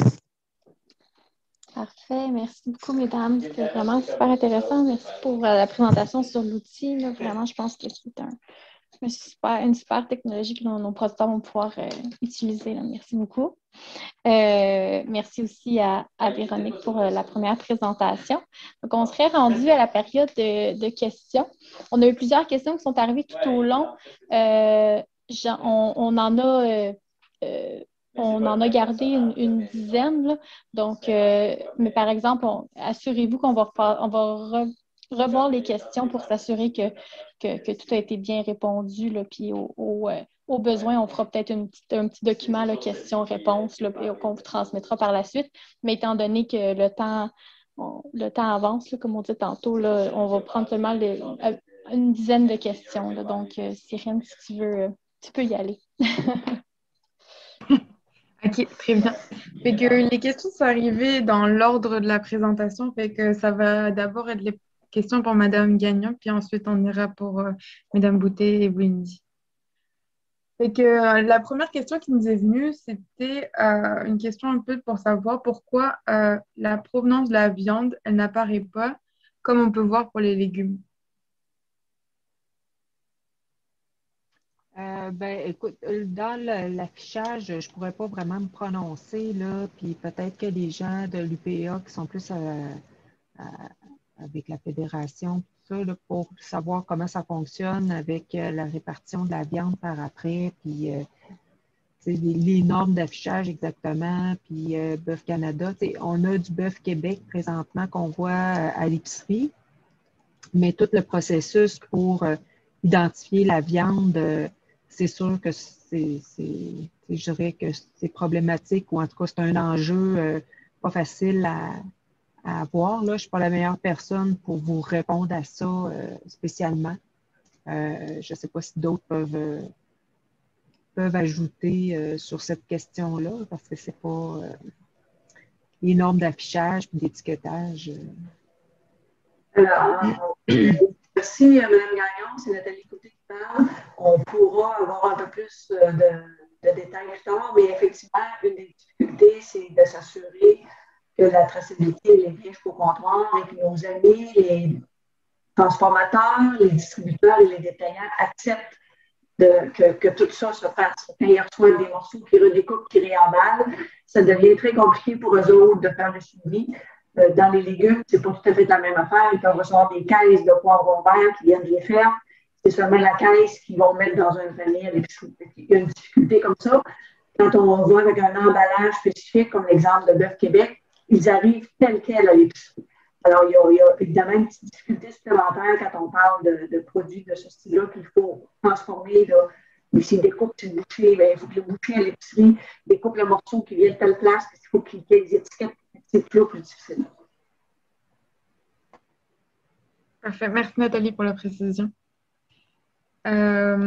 Donc, on va passer à la question suivante. Lorsqu'on parle que les consommateurs sont prêts à payer 5% de plus pour de la viande locale, est-ce 5% de plus que la viande de qualité que l'on peut retrouver en boucherie ou 5% de plus que la viande achetée en spécial chez Maxi? Question intéressante.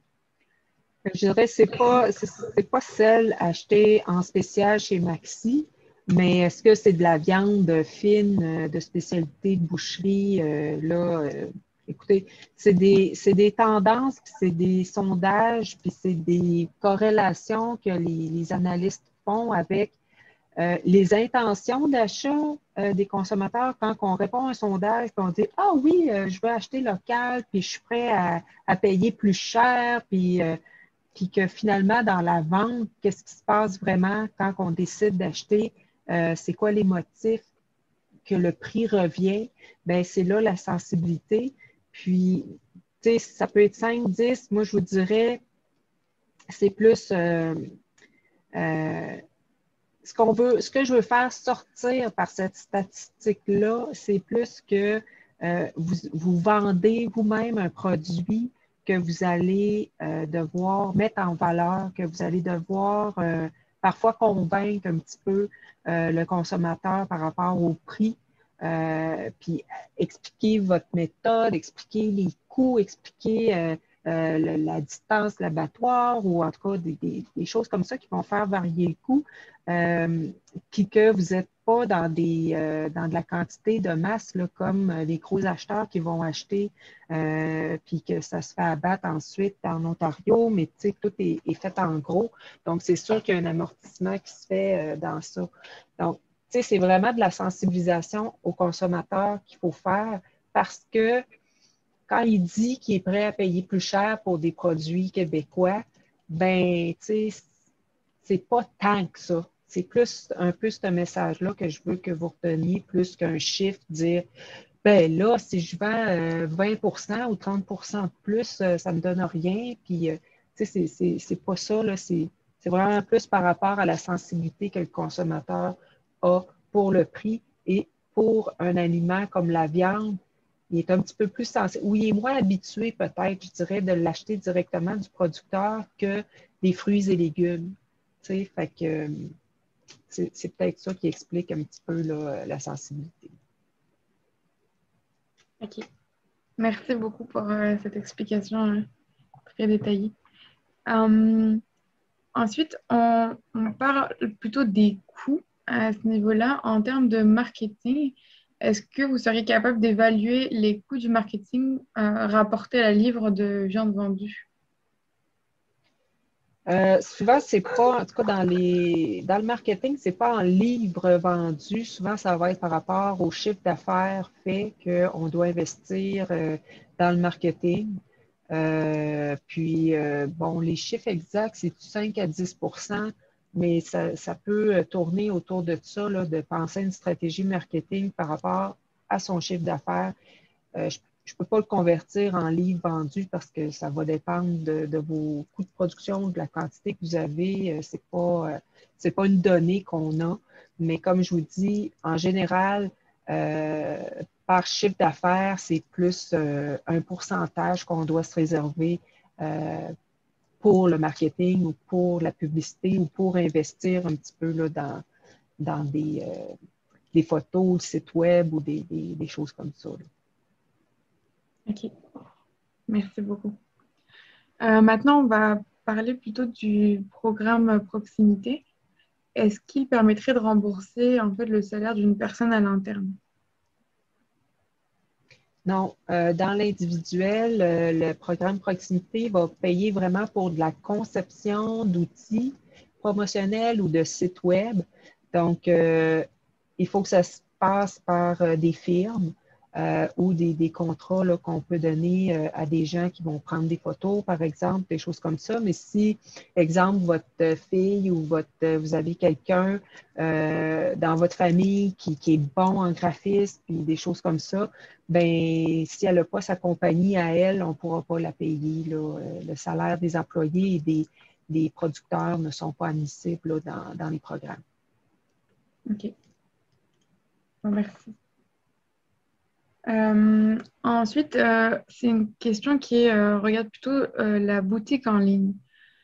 Le volet livraison d'un produit périssable est en fait un problème à gérer.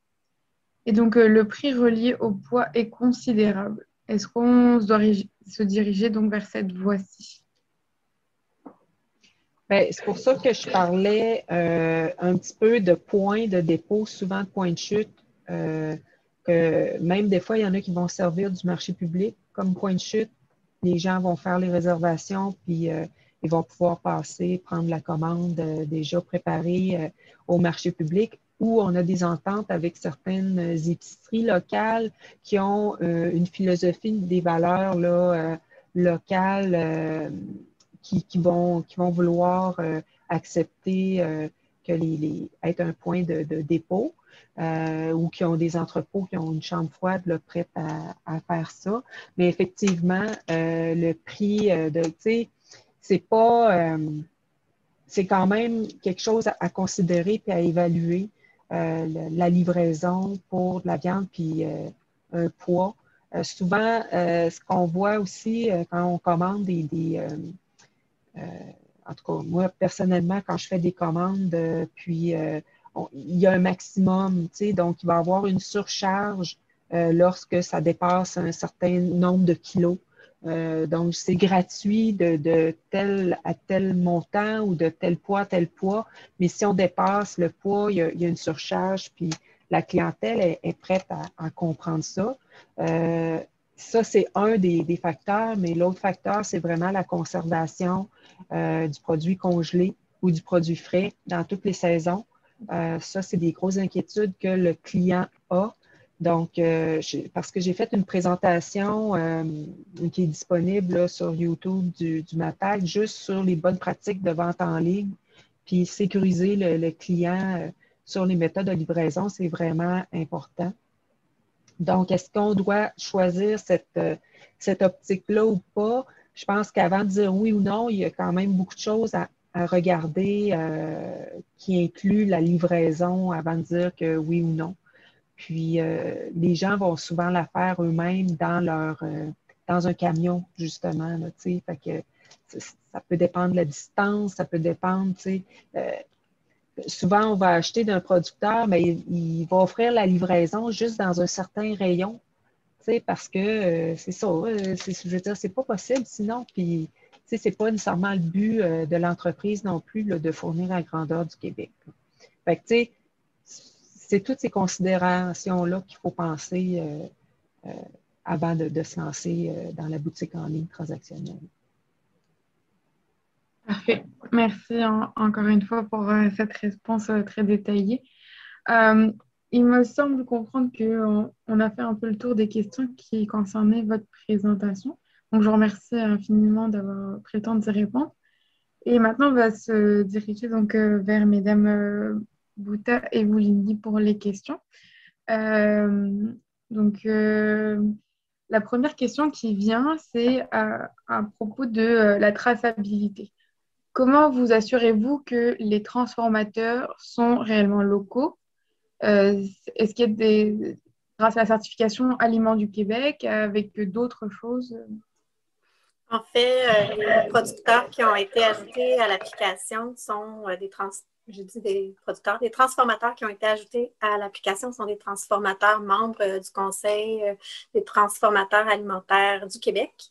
Je profite de la question pour mentionner aussi un point important qui n'a pas été dit là, durant notre présentation, c'est que tous les producteurs qui s'inscrivent à l'application Mangeons local doivent, comme mentionné, là, entrer leur numéro UPA, mais on contre-vérifie cette information-là. Donc, la fiche n'apparaîtra pas directement en ligne dès qu'elle est soumise là, par le producteur. Il y a toute une série de vérifications qui sont faites là, à l'interne de notre côté au niveau du fait d'être membre de l'UPA et des cotisations.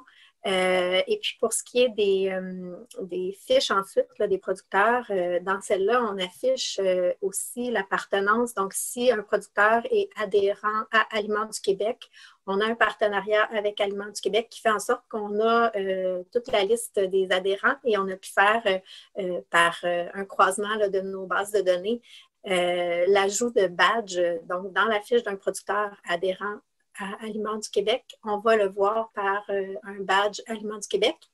Pardon, c'est la même chose pour les membres du CETAC et il y a d'autres identifiants également là, qui sont utilisés. Par exemple, si on fait partie de la table de concertation bioalimentaire d'une région, ça va être indiqué dans la fiche.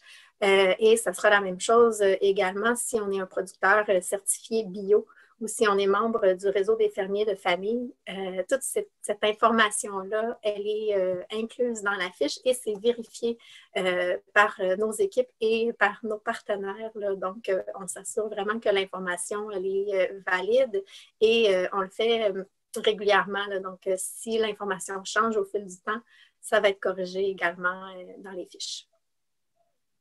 Parfait. Merci beaucoup. Question suivante, c'est il y a quelqu'un qui parle de son cas particulier qui effectue la vente de ses produits par livraison seulement. Donc, dans ce cas de figure-là, j'imagine que d'autres personnes se retrouveront dans la même situation. Est-ce qu'il est possible de s'inscrire sans mentionner donc d'adresse de point de vente? Alors, c'est une excellente question. J'ai abordé un petit peu la chose tout à l'heure en parlant de nos projets pour la phase 2, donc ce qui va sortir au printemps. C'est dans les principaux objectifs, en fait, d'amélioration. Pour le moment, c'est pas possible, mais ça va l'être dans les prochaines semaines, prochains mois, et on va vous tenir au courant. Okay. Parfait. Merci. Ensuite, question suivante, c'est par rapport aux producteurs qui produisent sur des marchés et qui informent que donc, le marché auquel ils participent est présent sur la page.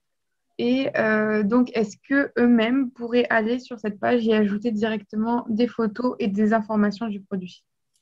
En fait, dans la fiche du marché public, ce ne sera pas possible de le faire directement.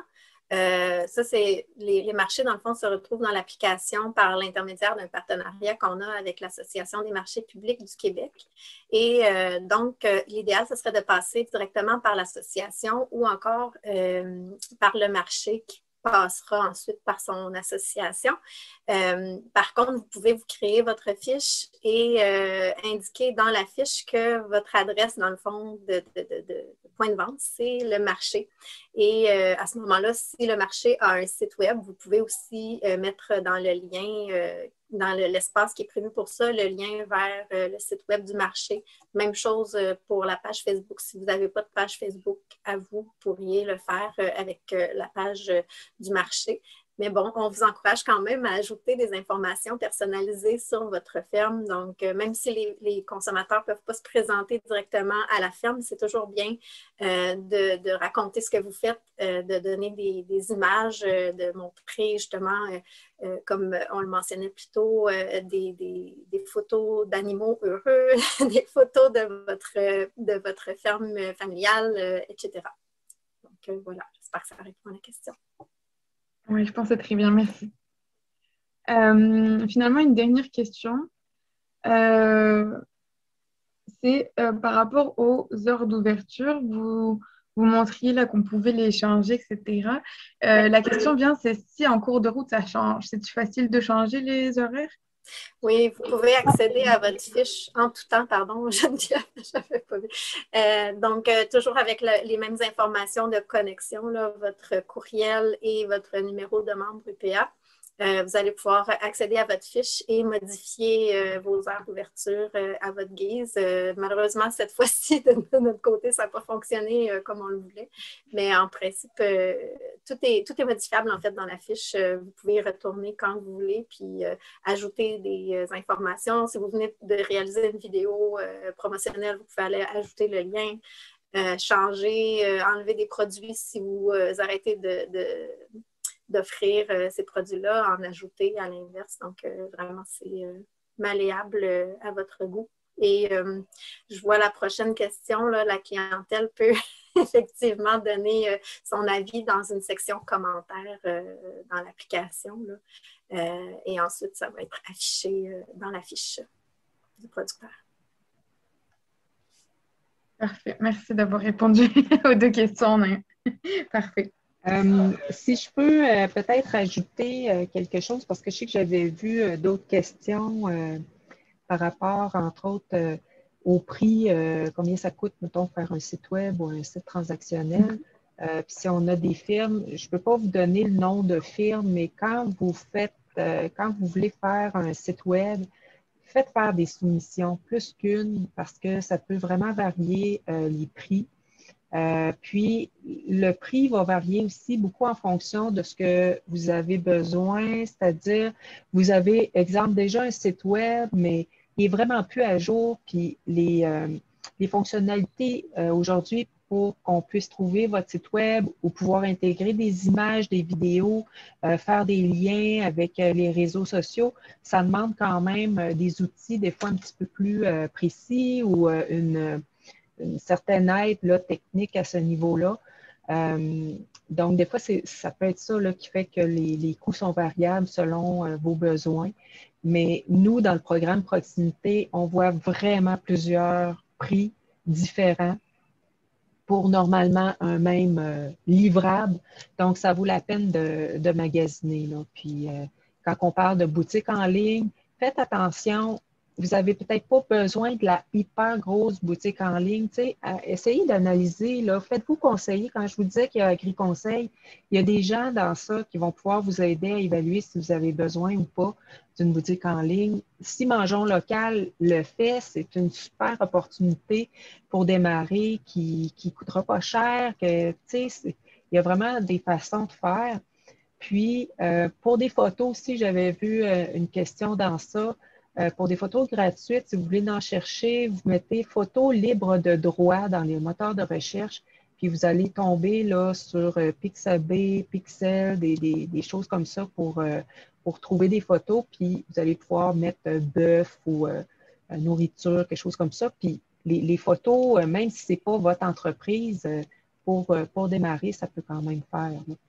Fait que c'est des petits conseils, des petits trucs comme ça que je vous donne, que je vous recommande. C'est parfait. Merci beaucoup, Madame Guénon. Parfait.